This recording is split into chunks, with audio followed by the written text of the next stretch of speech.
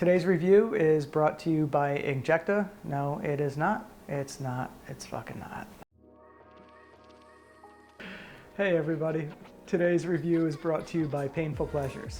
And this is on the Injecta Flite X1. My name is Ty Pilata, and that's my dog shaking his collar. We're gonna get into the positives and negatives of this machine, what I love about it, what I would like to see in a future version of it, and so on. Just like I do with all my other videos. And regardless of this being sponsored, I do want you guys to know that I'm going to give you my honest opinion, as always, on everything that goes on here.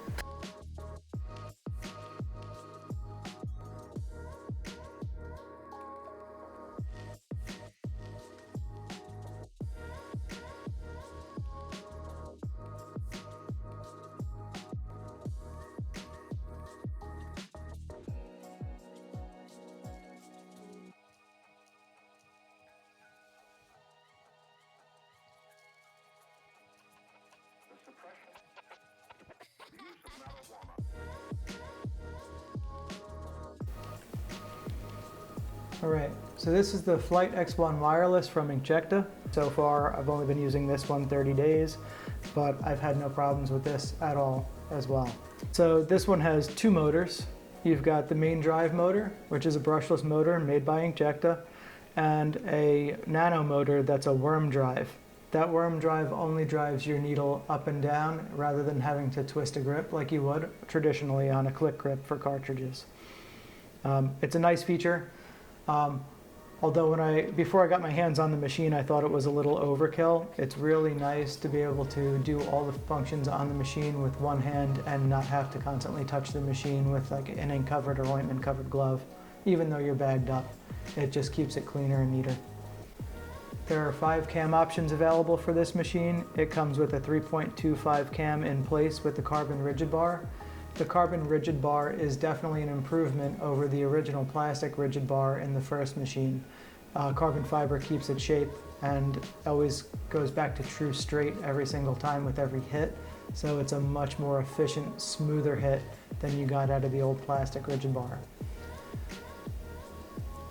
The 5 stroke lengths that are available for it are 2.5, 3 millimeter, 3.25 that's in it, 3.5, and 4 millimeter. Most people are going to want to try this as a shader when they first get it. You're going to want to use that 3.5, and I recommend starting with the carbon bar because it is excellent. If you need a bigger stroke length, go with what you would normally use on one of your other machines and give that a try first. If you're unsure of what you might like, you can get a full cam kit that has the other 4 cams in it, all as one big package deal. That would be nice, you know, to hang on to in case you do want to try different stroke lengths. But if you're tried and true, somebody who only uses, say, 4 millimeter, go ahead and just pick up the one. So these are the torsion bars everyone will remember from the first one. Comes with a medium and a hard bar. I remember from the first version of the Nano, I broke a couple of the soft bars. So I believe that's why they just give you these two. You can still buy those other soft bars online as well. This is the first machine that I've had of theirs that I'm actually using this carbon bar that it comes with. And I like it a lot, so I'm not really sure if I'm even going to go back to that medium bar yet or just stick with this one. This thing's great so far. Alright, so changing the cam. We're going to take this front cover off that protects the cam and spin this guy around here. I'll show you exactly what that point looks like once I get it off of the machine. But you're going to spin your cam upright until you can see your Allen set screw. Stick the smaller of the 2 Allen keys that they give you with the Injecta tool. Stick it right in the slot, right to the side of the worm gear. There's a little bit of a divot on the side of the worm gear housing that's going to allow you to rest that tool right in on an angle.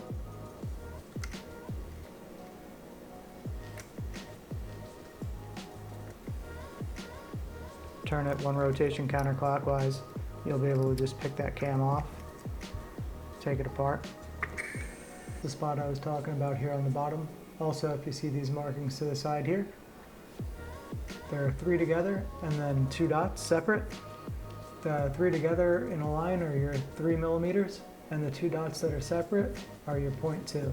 So that's your 3.25 stroke. Every one of their cams are marked like this, so even as this little printed plastic on the front here wears off, you always know which side you're gonna, which cam you've got in your hand based on those little drill marks that are never gonna come off of that brass counterweight. So let me get this guy back together real quick and I'll show you the two different grip options.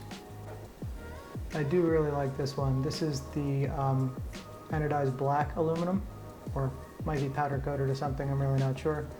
But I thought it was a stainless steel one. It was marked wrong on the website when I purchased it. It is aluminum and it's actually a great weight, so you don't need the extra weight of the stainless with this guy at all. The balance is really nice with this machine.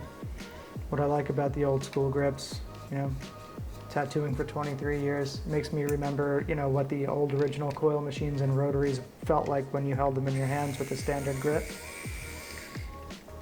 You had room to rest your finger. And that's something that I do miss with the pen style machines today. Everything's just a straight tube, but this actually felt really comfortable and then gave you a good balance as well between the grip and the machine, resting it on your thumb. If you like more of a one-piece machine, like a pen style machine, this Sniper grip is going to be a good choice. It's the smaller of them. The Ergo one is even stranger looking than this guy. But the grip has a lot of machined bevels and finger markings in it that kind of dictate the way you're going to hold this machine. If you wrap it up with a bunch of Coflex, you can really hold it in any position because you're going to kind of flatten out all of those contours. I reposition my hand depending on what I'm doing. I don't always hold it in the same spot on the machine. So again, this one, you use the larger Allen key that they give you.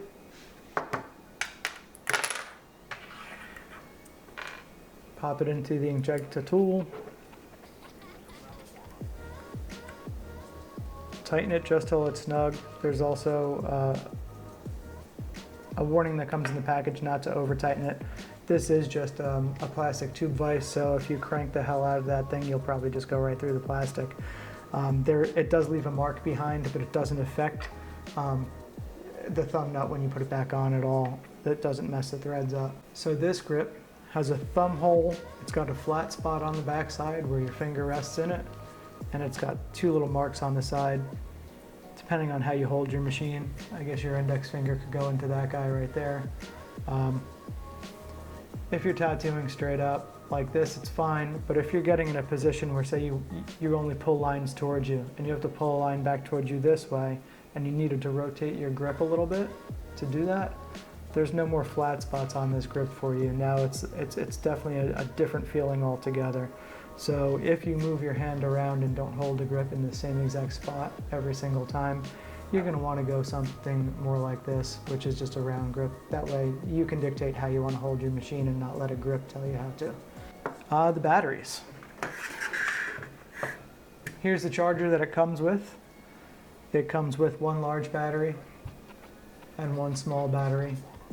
The idea was to try to give you some sort of a weight savings, but by the time you add this thimble and this battery, and that thimble just makes up the empty gap so that you can still stick it in the machine and it functions properly. The weight of these two compared to this one, it's so nominal. To save a tiny little bit of weight, you're better off just getting used to the bigger battery. It's not that cumbersome.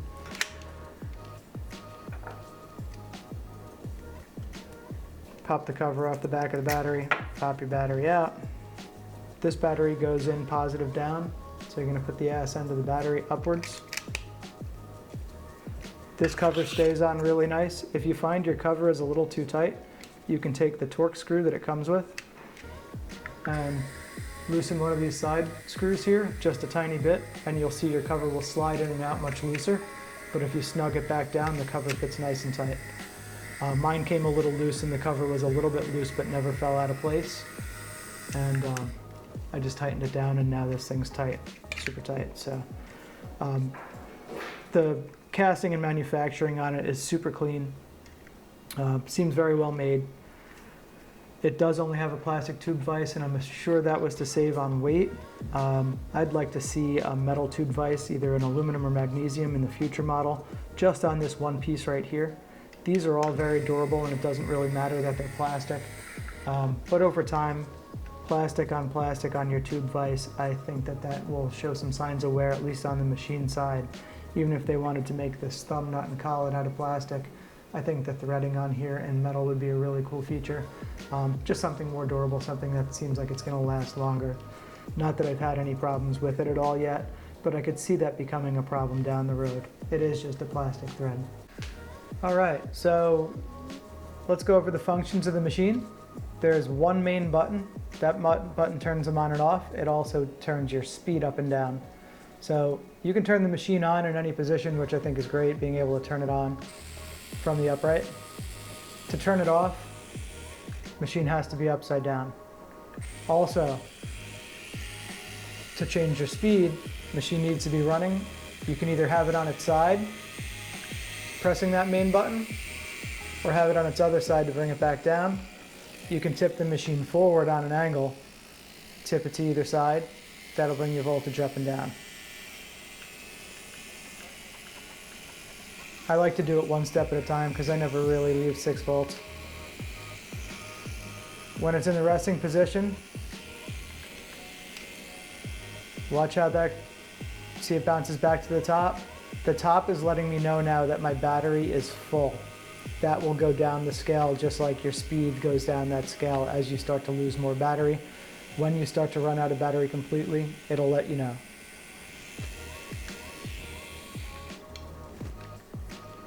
So the voltage up and down is main button. And depending on which direction you're holding the machine, you're going to go up in voltage or down in voltage. And I find that to be one of the easiest features on the machine, is just holding it like this, pressing that button in the back with my thumb, and changing my voltage up and down. To turn it on and off, on can go from either direction, off has to be upside down. And then let's go over the needle depth adjustment. Your machine has to be running it in the upside down position. Your up arrow on the machine is going to bring your needle back into the machine a little bit. And then you get that red light on there when you've maxed that out and it's all the way up. Again, in the down position, pushes your needle further out. Another red light.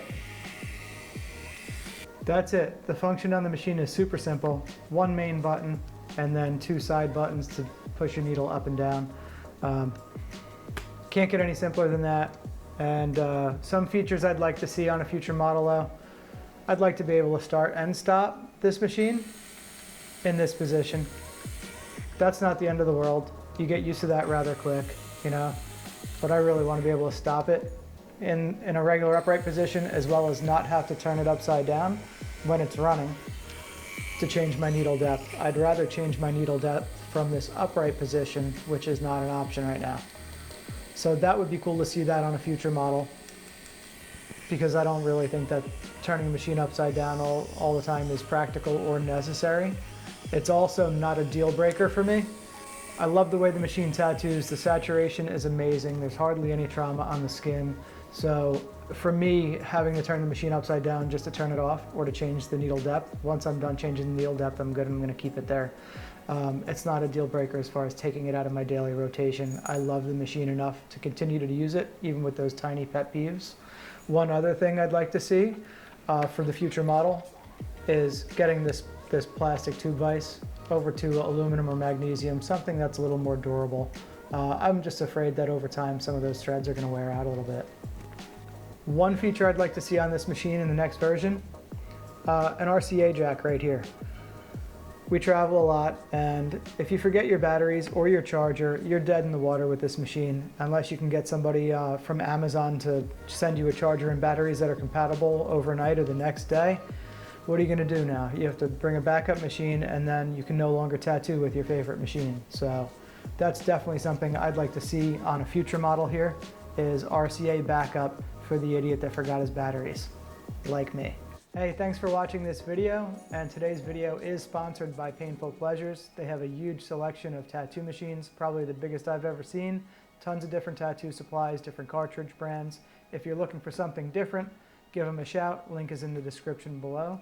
I'd also like to thank my friend Jake from Fireside for all the tips and tricks on getting my video quality up to what it is already in just my third video. So I look forward to continuing to bring you guys tips and tricks for tattooing and great machine reviews. So if you like this and it was helpful, please like and subscribe. If you have any questions, please leave them in the comments below. I do my best to answer everything. Thanks again all. See you later.